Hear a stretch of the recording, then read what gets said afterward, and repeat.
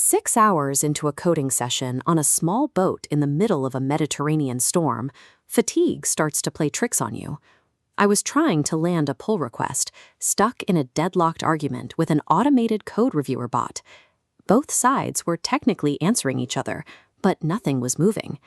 Then, somewhere between the crashing waves and the glowing screen, Claude generated a strange response.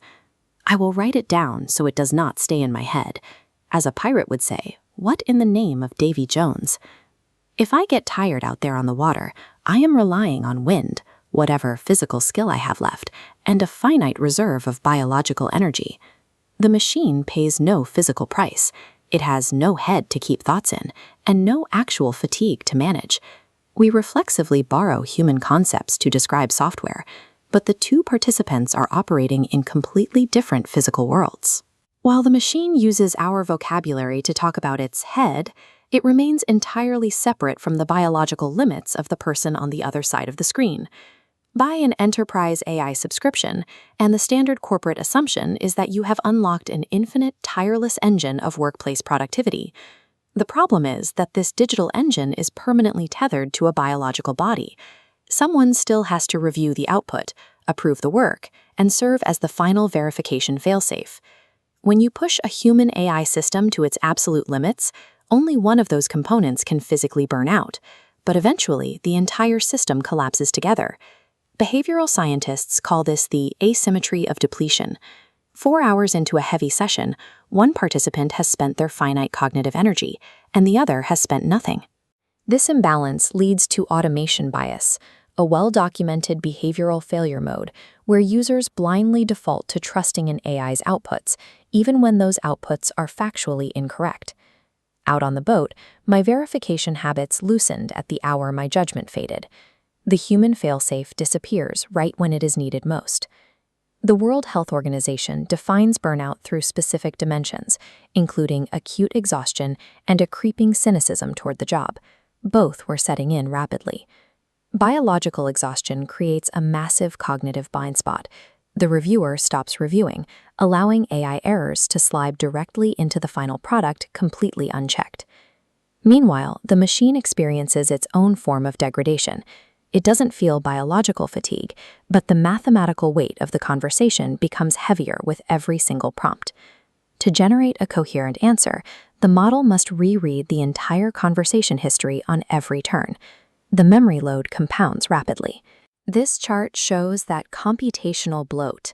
Across 71 sessions, 99% of the 14 billion tokens processed were just the machine rereading past context.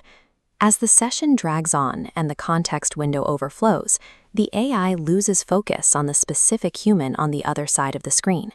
Personalized names drop away, replaced by generic tags like user. The machine is not getting tired, it is drowning in data. Its accuracy and personalization degrade precisely when the session is at its longest. The breaking point happens when these two deteriorating tracks cross. The bloated machine generates its most error-prone answers at the precise hour the human is too exhausted to catch them. There is no warning system for this. The human's physical body and the AI's API cost meter have no way to signal to each other that the communication loop is breaking down. Now, multiply this effect across a company pushing for maximum throughput. You have 4 AI agents constantly producing work, flooding one exhausted human reviewer who has no capacity left to check it. This systemic collapse defines the reality of AI burnout. The failure occurs in the coupling, where human fatigue and machine bloat finally pull the arrangement apart in silence. The ultimate asymmetry reveals itself after the work stops and both participants power down. Human sleep naturally retains and processes context. We synthesize fragmented material overnight, often waking up with better ideas assembled from things we never consciously organized. The AI wakes up with a completely wiped memory.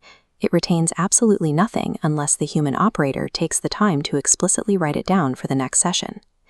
Because the AI cannot naturally recover or organically hold on to deep context, the exhausting burden of maintaining continuity falls entirely back on the biological user. The American Standards Agency, NIST, identifies this exact vulnerability under a concept they call the human AI configuration. shifting the focus away from individual users or standalone algorithms. The true organizational danger lies in how the specific working arrangement between the human and the AI is managed over time. Modern companies have to abandon performance metrics that reward endless push and infinite AI throughput. The solution is intentional design. Companies must build hard stopping rules into their reviewer workflows, rules that prioritize human relaxation and cognitive quality over pure volume.